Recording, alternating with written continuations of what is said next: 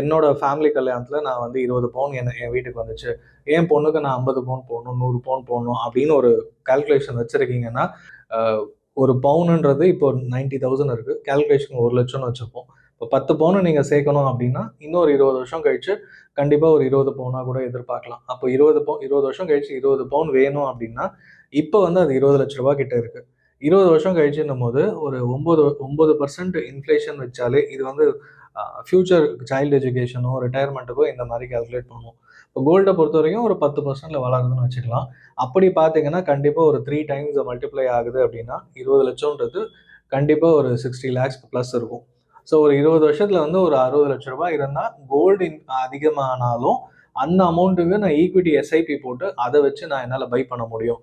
இது நீங்கள் எஸ்ஐபியை கோல்டு பீஸா வாங்கி வச்சு 20 வருஷம் கழிச்சு இருக்குமா, அதுக்கப்புறம் நடுவில் இறந்துட்டாங்கன்னா நாமினி, இதெல்லாம் யோசிப்போம். அது வந்து டிமேட்லேயும் இருக்குது, கோல்டு பீஸாவும் நீங்கள் வாங்கலாம். பட் ஆனால் 20 பவுன்ன்றது கொஞ்சம் கொஞ்சமாக நீங்கள் எஸ்ஐபி போட்டு 20 வருஷத்துக்கும் பை பண்ணலாம். That's and first option.